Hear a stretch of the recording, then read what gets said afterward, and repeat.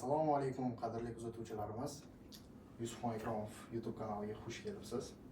Bugun sizlar bilan biz Chinakkamda kuchli, mard o'zimizning deputatimiz Bahodir aka Qurbonov bilan tanishamiz. Assalomu alaykum Bahodir aka. Assalomu alaykum hammaga, aziz muxlislar, aziz vatandoshlar, barchaga assalomu alaykum. Yoz fasli, yozda qiynalmayotgan bo'lsanglar, qiynalmayotgan bo'lsanglar, nima deymiz, endi issiqli kunlar, salqin bo'y yuraverasizlar. Hammaga omad. Bu yigitimizni chaqirgan ekanlar ko'rsatuvlariga. Keldik, xudo xolasa boshlaymiz. Kimgadir manfaatli bo'ladi degan umiddaman. Yaxshisini olasiz, yomonini chiqarib tashlaverasiz. Kerakligini olaverasizlar. Xuddi shunday.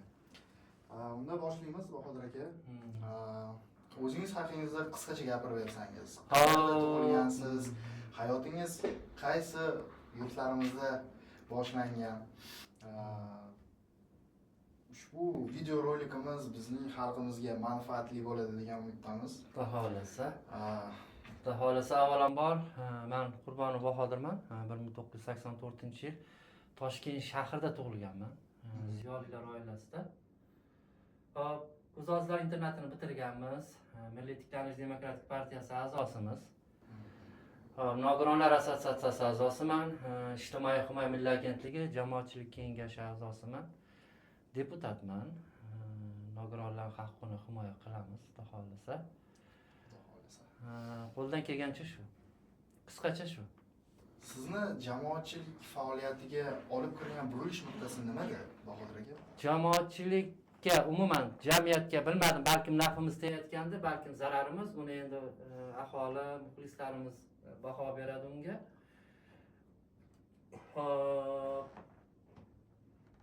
2018-yildan boshlaganmiz faoliyatni. O'sha nogironligi bo'lgan shaxslarni musiqa va san'at yo'nalishida bepul qildirish jarayonlarini da shu etgan 2021-yilgacha bu narsa bilan talashganmiz, tortishganmiz va sekin bu narsani ichiga kirib ketganmiz. Endi bizni yana ham aniqroq unga kirib ketishimizning sababi onamiz sababchi bo'lganlar ko'proq. Dadamiz ham o'zi iqtisodchi edilar, tarixchi edilar, siyosatga juda qattiq qiziqardilar. Shu nogironlarga juda manfaatli ishlarni ko'p qilganlar. Endi oyimlarning vasiyatlari o'zingni sanda bilsang ham nogironlarni sizda bilib, manfaating tegsin iloji boricha deganlar. Shu bilan sekin faoliyatimiz boshlangan. O'zim ham sizni ancha yillardan beri taniyman. Mana shu mahallada o'zim ham katta bo'lib, o'sib, ko'rib, rostanda oilaviy hammalaringiz ziyoli, ancha boshqalarga nisbatan ajralib turadigan bilimi bilan va o'zini nima desam ekan, tuta bilish juda ham o'zgacha. Baribir o'qimishli oila, o'qimishli odamlar bilinadi, boshqalardan ajralib turishadi. Keling unda aka qisqacha motivatsiyani va qiyinchiliklarni yengib o'tish haqida gaplashib o'tsak. Nogironlikka qaramay taslim bo'lmaslik va kuchli bo'lib qolishga sizga nima yordam bergan, Bahodir aka? Kuchli bo'lishga avvalambor biz bozorda savdo qilardik. Qo'ylov bozorida. Qo'ylov vatan oldida shu stol-stullar bo'lardi. Biz o'sha tadbirkorlikning faoliyatini boshlaganmiz. Balkim shudir, jamiyatga tez aralashib ketishimiz shunday.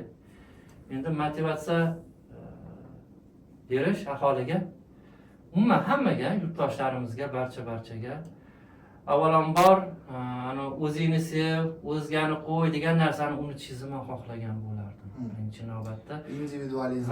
Bu Yevropada shunaqadir. Bizda unday emas. Bizda avvalambor nima deyman men, ota-onangiz duosini oling.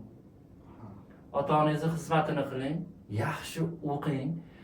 Eringizga, yurtingizga, prezidentingizga nafis tegadigan bir yaxshi bir inson bo'lib yetishingizni xohlardim.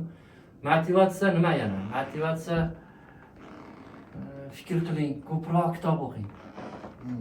ko'proq kitob o'qing, ko'proq yoningizdagi sheriklaringizni, ya'ni atrofingizdagilarni eshitishga harakat qiling. Xulosa chiqarishga shoshilmang. Keyin men bitta narsani aytaman. Hozir o'zim bo'lsam bo'ldi-da degan motivatorlar chiqib ketgan. Men iltimos qilgan bo'lardim hozirgi yoshlarimizdan bu narsani unuting, erta. Hayot boshqa narsa. Internetdagi gap so'zlar boshqa narsa. Ota-onangizni aytganini qiling, yosh ulug'lar bo'lsa qadrlang. Hammasini yig'ishtirganda ilmli, bilimli bo'lishga harakat qiling. Hozir zamon shunday. Ilmsiz bo'lsangiz, o'qimasangiz chekkada qolib ketaverasiz. Shunaqa. Yoshlarga shu. Shunaqa. Даже mana o'rislarimizda ham, rus millatida ham shunaqa gap bor. Человек социальное существо deydi. Shunday. Ya'ni inson bu sotsial maxluq. Bahodir aka, mana bozorda ishlagansiz. Определенный qiyinchiliklar bo'lgan hayotda. Hammamizda bu qiyinchiliklar bo'lib o'tadi. Eng og'ir paytlaringizda o'zingizga nima deysiz? Eng og'ir paytimdachi mamlaqa bundan battar bo'lishi ham mumkin edi degan narsani esdan chiqarmaslik kerakda. Ya'ni keyin erkak kishiga tushkunlikka tushib qolish o'zi aslida yarashmaydi. Endi hozir aytadi-ku, yo'qchilik sindiradi, pulsizlik dabdala qiladi. Noto'g'ri narsa o'zi aslida.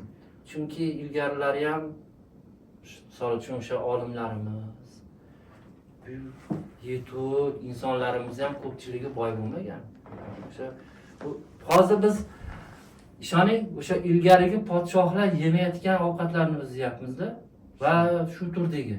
Ular buni yetuqlab tushgan shunda ko'rmaganda. O'shaning uchun men hamma narsani, ya'ni pulga taqash bu xato. Pul mehnat qilsangiz, izlansangiz, o'qisangiz, harakat qilaversangiz, xudo xolisa pul bo'ladigan narsa. Erkak kishi mavzun bo'lish kerak emas ekan. Shunday.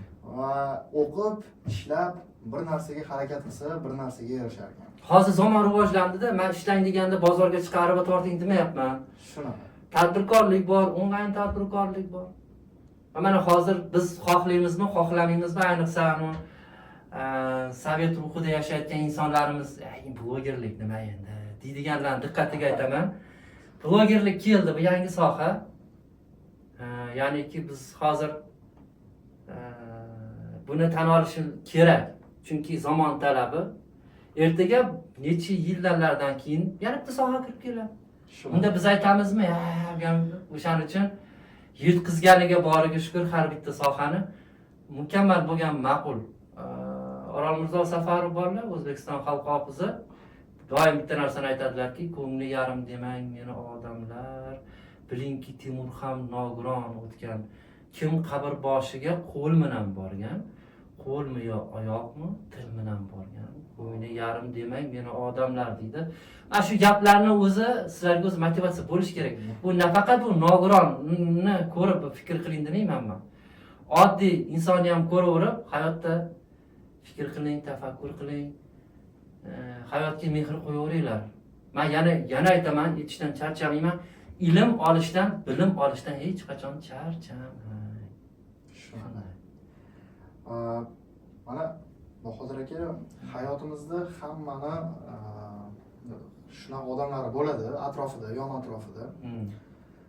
Qaysidir ma'noda ishonmaydi yoki ko'ra olmaydi. Sizni hayotingizda mana shunaqa sizga ishonchi bo'lmagan yoki sizni qaysidir ma'noda qoralagan atrofingizda shunaqa odamlar bo'lganmi va sizga bunda qanaqa munosabat bo'lgan bunga? Endi qoralaganlar, ko'ra olmaydiganlar ilgari ham bo'lgan, biz paytda ham bo'ladi, bizdan keyin ham bo'ladi. Unaqalarga ikki og'iz gap battar bo'laring bu. Chunki u boshqa gap yo'qda bu yerda. Shunchaki shu men ularga haligi nima deydi, achinama, rahmim keladi. Chunki bilmadim, ular kam harakatdir. Balki ular bizni rivojlanishimiz uchun ham ular yaralgandir. Xudoyim bir mukofoti deb bilaman ularni. Negativlar, ko'ra olmasliklar. Keyin yaxshi insonlar ko'p. Men doim intervyularimda aytaman, meni eng yaxshi ko'rgan ukam Elparvar medianing rahbari Shuhrat Musayev Zoirovich. biz ukamiz bilan juda ko'p faoliyatlar olib boramiz. Keyin sizlar ko'pchiliklar biladigan Shavkat Zulfiqor. Ibratli vaynlar aytadi, hozir ibratli shular ham aytyapti. Keyin Shokir bor, Ro'shan bobkalarimiz. Mana Mitti vaynam misol uchun judami va yana hozir Ayvash ukalarimiz. Bular men yaqinlarim deb hisoblayman bular. Va men hozir bularning bir qanchasini aytdim. Bular bloger bo'lgani uchun emas. Bular haqiqatda bir yaxshi inson. Bular bloger bo'lmaganda ham eliga, yurtiga, jamiyatiga o'sha manfaati tegadigan yigitlarimiz, men buni aniq 100% bilaman. Chunki biz Covid paytida birga ishladik. Biz Covid paytida qanchadan qancha fuqarolarni ko'rdik, uyda yotib olib turib qorni maosh deganlari ham bo'ldi. O'shalargacha ham ko'rdik. Kasalxonalarda dori darmon yetishmay tipirchilab yotganlarini ham ko'rdik. Birni ko'rib fikr qil, birini ko'rib shukr qil. Shunaqa. Shunday yo balkim o'sha maqola teskarisidir, ajratib olasizlar. Endi nima bo'lganda ham yaxshilikka. Shunaqa. Nimaiki bo'lmasa, shu ukalarimizdan Alloh rozi bo'lsin, ko'rib turgan bo'lsanglar, men sizlarni yaxshi ko'raman, ukajonlarim. Hamisha meni baxtimga, oilani, elimizni, yurtimizni baxtiga hamisha sog' bo'linglar. Rahmat sizlarga, xalqimiz xizmatida bo'lganingiz uchun. Charchamaydi. Aka, keling, siz bilan deputatlik va nogironlar huquqlari haqida ham bir ozgina gaplashib o'tsak. Deputatlik faoliyatingiz qanday boshlangan va nega aynan shu yo'lni tanlagansiz? Nega imенно nima uchun xalqimizga qaysidir ma'noda xizmat qilish uchun qo'lingizni ko'ksingizga qo'yib определенный круг лицni manfaatlarini защита qilib chiqqansiz. Endi deputatlik kimdir oson deydi, kimdir ishlamaydi deydi. Bilmadim, men o'zimga javob beraman. Biz qo'ldan kelgancha ishlayapmiz. Endi deputatlik faoliyatiga kirib kelganimiz shu nogironlarning manfaatini himoya qilish bo'lgan. Chunki shu paytgacha ham shu prezidentimiz 2021-yil nogironlarning haq-huquq konvensiyasini ratifikatsiya qildi. Nogironlarning haq-huquqini himoya qilish qonunlari chiqdi. Bu bizga bir turtki bo'lganda. Endi nogironlarimiz ko'chaga chiqsin, jamiyat tanisin degan maqsadda ularning muammolari juda ham ko'p edi. Hozir ular uchun qonun qarorlar chiqyapti. O'sha qonun qarorlarini to'g'ridan to'g'ri egalarigacha, o'sha kerakli bo'lgan mansablar, shaxslargacha yetkazish vazifa. Bunga biz oylik olmaymiz. Bunga biz nima deydi, aytadi-ku, bu ko'chaga qanday kirib qoldim deydi. Shunga o'xshash kirganmiz bu narsa. Bilgan narsam, mana shu o'zimizni nogironlarimizga qo'ldan kelguncha ehsonlar qilib turasiz. Inson ehson beradigan insonlarni nogironlar bilan bog'laysiz. Shunday. Nima desam ekan? Bu juda ham kuchli, juda ham qiyin bo'lgan, nima desam ekan? Qiyin, so'z topolmay qoldim. Bu yerda men hozir bu yerda homiylarimizga qarata aytaman. Men sizlarni ko'p bezovta qilaman-da. Meni kechiringlar, iltimos oqqa bormanglar.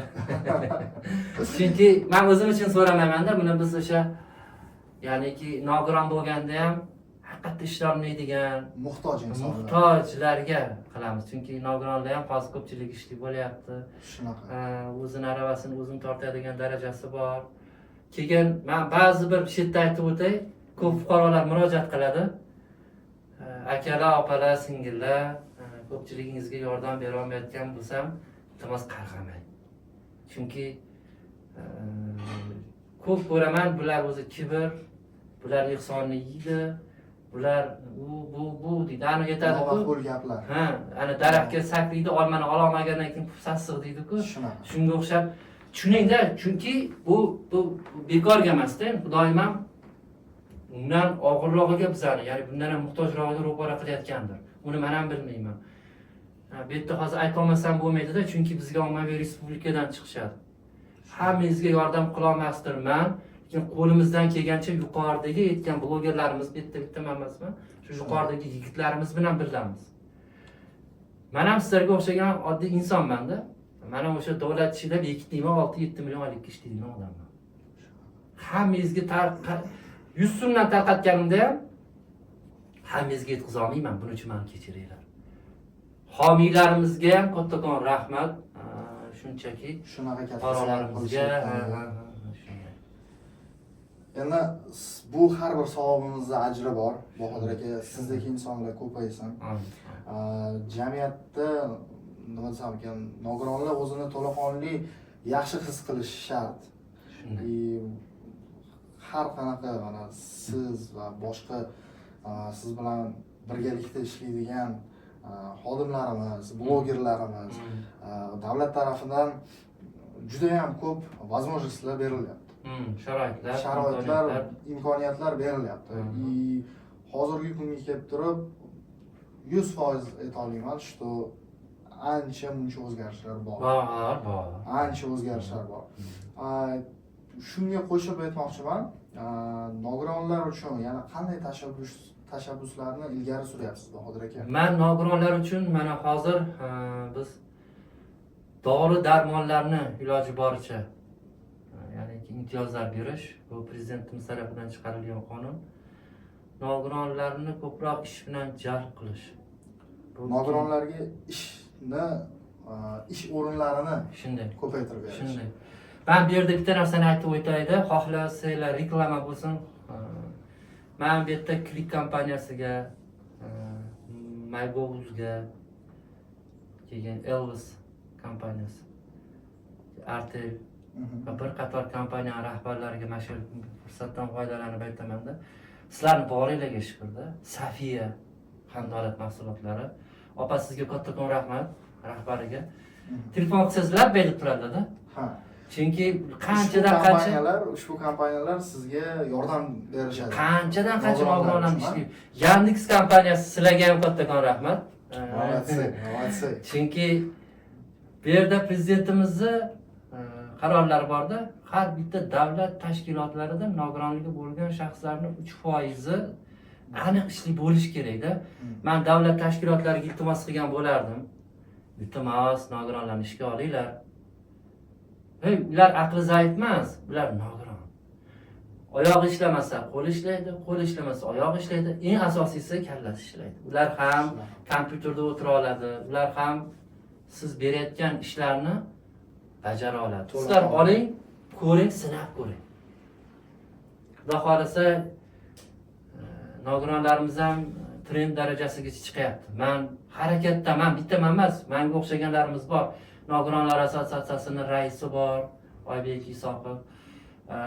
Abdulla akam borlar, Milliy universitetda hozir doktorlikni yoqiladilar adashmasam. Va ijtimoiy himoya milliy agentligi. Hozir hamkorlikda biz ko'p ishlarni qilyapmiz. Nogironlar uyg'oninglar, bu hamma sharoit sizlar uchun. Biz bu sharoitlarni qo'ldan kelgancha prezidentimiz, davlatimiz, hukumatimiz qilyapti.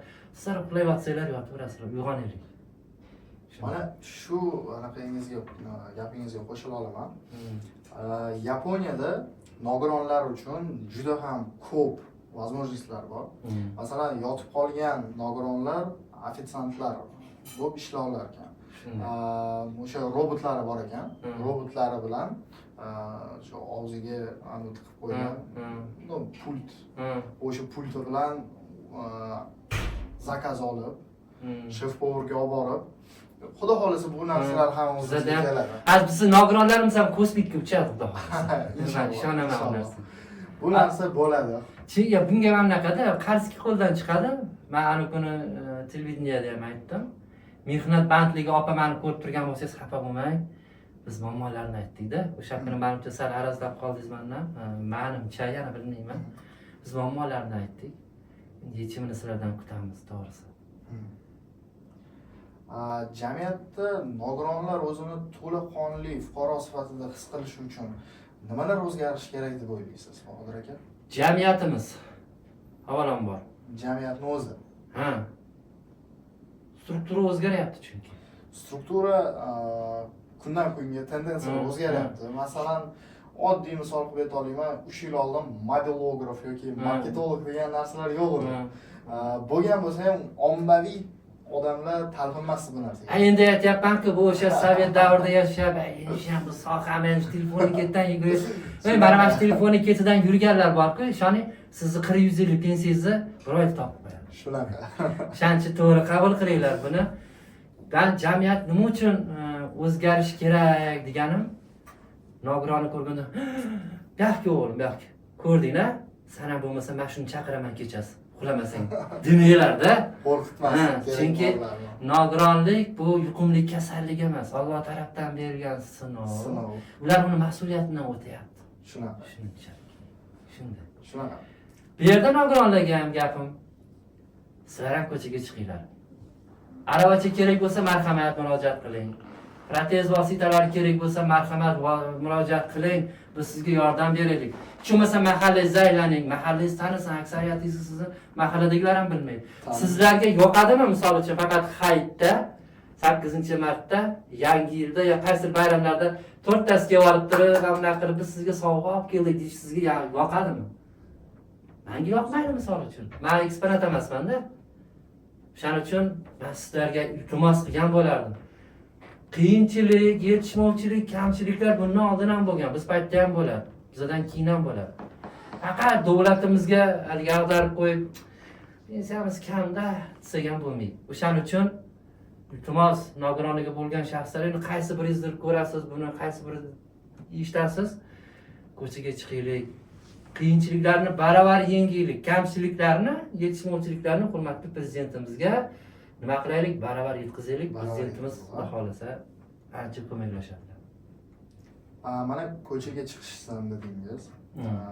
Ko'chaga chiqqandan keyin sport va jismoniy faollik haqida ham gaplashdik. Sport aynan sizning hayotingizda qanchalik o'rin olgan? Sport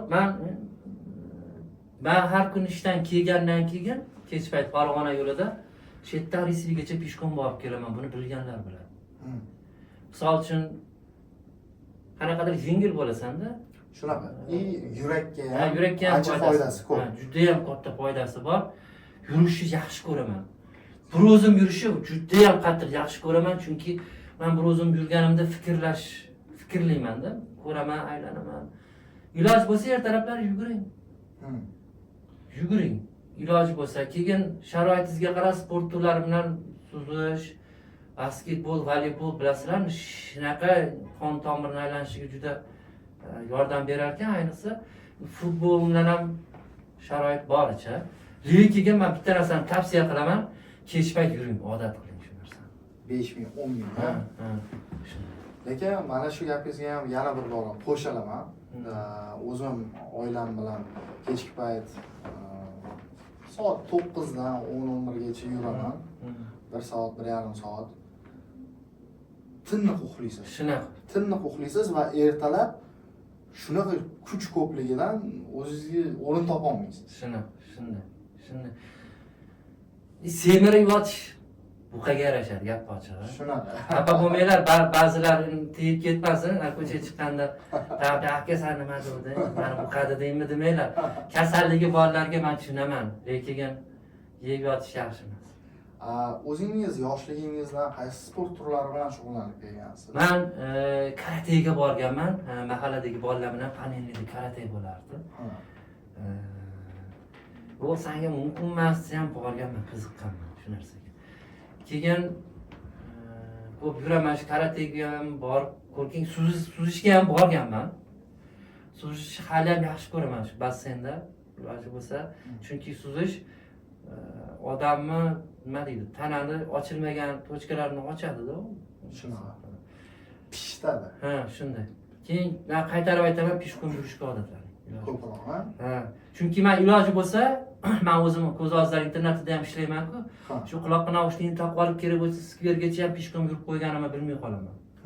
Podkast eshitib, Любой xohlagan nimadir kerakli narsani eshitib, skvergacha borib qo'yganingni men o'zingdan bilmay qolasan-da ba'zi. Endi hozir iltimos qilaman yana shu yerda muxlislarimizdan tanib qolsangiz yugurib kelib iltimos deb turasizlar-ku. Biz ham sizlarga o'xshagan insonmiz, ko'chada aylanishimiz kerak. unaqa qilmaslikni maslahat Ha, beramiz. shunday. Yana bitta mana shu sport bilan aloqador men. O'zim oldin shug'ullanardim sport zalda. Shunday holatlar bo'lardi. Nima desam ekan? Tashin savol tug'ilardi. Nogiron insonlarimiz sport qilishga qo'rqayotgan yoki uyalayotgan bo'lishsa, nima maslahat berasiz ularga? Qaranglarda, bu yerda Paralimpiya prezidentimizning qarorlari bilan yana yaqinda yangisi chiqdiki, uyushmagan sport ya'ni shu to'garaklarini Paralimpiyaga qo'shish. Hozir ko'ryapsizlar, Paralimpiyada qanchadan qancha nogironligi bo'lgan shaxslar o'rinlar olib kelyapti. Misol uchun, qanaqa uyalsangiz, ya'ni o'zingizga o'zingiz dushmanchilik qilgan bo'lasizda. O'sha uyalsangiz boring Paralimpiyaga, sport turiga, Paralimpiya qo'mitasiga boring. Ular sizni tishlab olmaydi. O'zingizga mos bo'lgan o'sha sport turlarini o'rgatadi. Paralimpiyada yo'nalish berishadi sizga. Unga qo'shimcha qilib, balki siz sportsmen bo'lib ketasiz. Shunaqa. Balki siz ham katta yutuqlarga erishib, taqvo minarsiz. To'g'risi ham bu ayniqsa uyda o'tirgan nogironlarga juda qattiq tegishli. Ayniqsa viloyatlardagi. Toshkentda o'sha bular tushunyapti. Viloyatlardagi nogironlarga aytaman, iltimos, sizlar ham endi chiqinglar, aylaning. O'sha Paralimpiyaning bo'limlari bor viloyatlarda ham. Chiqinglarda. Biz shuncha sharoit qildirib beryapmiz. Biz axlay olsa foydasi yo'qda. Nolishdan ish bitmaydi. Harakat qilavering. Harakat nima u desangiz, keling, men yana o'rgatib qo'yaman harakatni. To'g'risida. Shunaqa. Kuzatuvchilar, bizning podkast intervyuimizni Bahodir aka Qurbonov bilan ko'rganingiz uchun minnatdormiz. Bahodir aka, siz juda ham ochiq, juda ham mana shu xalqimiz, davlatimiz uchun tirishib harakat qilayotgan insonlardanligingizni yana bir bora amin bo'ldim. Xalqimizga, yoshlarimizga ayniqsa nima maslahatlar berasiz? Nima tilaklaringiz bor? Bemalol aytsangiz bo'ladi aka. Men yoshlarimizga tilaklarim, prezidentimiz biz uchun kechani kecha, kunduzni kunduz demay, bizni bilmagan davlatlar bilan shartnomalar imzolayaptilar. Bordi keldi aloqalari qilinyapti-da. O'zlari uchun emas, biz uchun, yoshlar uchun-da. Shu narsani uvol qilmanglar. Bu birinchisi. Qadriga yetsin. Ikkinchisi, faqat pul emasda, oldin ilm va ota-onani e'zozlash, hurmat qilish. Va ko'proq yaxshi narsalarni ko'ringlar. Bilasizlarmi, bitta narsa bor ekanda, mana Yaponiyada shunaqa bekat bor ekanki, metro bekati. U yerda ovoz chiqarilmas ekan. U yerda faqat kitob o'qilar ekan. Shunda bo'sh vaqti bo'ldimi, kitob o'qirar ekanda. Biznikilar nima bo'lyapti? TikTokda o'tirib, o'yin tomosha qilyapti, yo listat qo'yib, battle o'ynab, anga bos deydi-da. Iltimos, bu yoshlik boylab berilmagan sizlarga. Ertaga uylanasizlar, xotin bola chaqali bo'lasizlar, oilali bo'lasizlar-da. Harakat qiling, sohalar ko'p. Mana misol uchun ko'p ITni o'rganing, ingliz tilini o'rganing, xitoy tilini o'rganing. Nimaki, mana mashina misol uchun mashina tuzatish sohasi ilgari oqsayotgan edi. Shunaqa. Hozir rivojlandi, misol uchun bu narsa.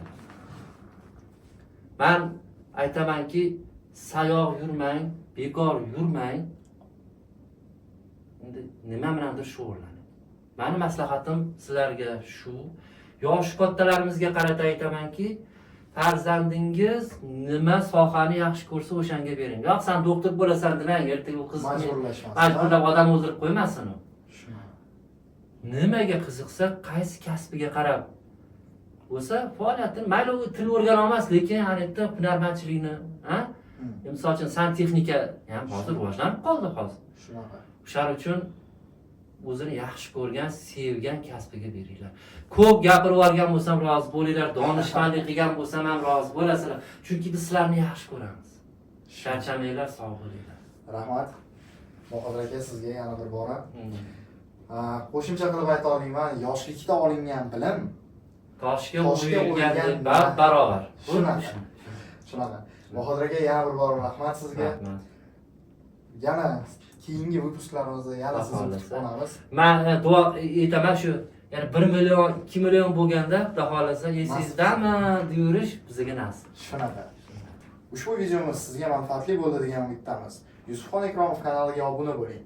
Keyingi podkast intervyularimizda sizni kutib qolamiz.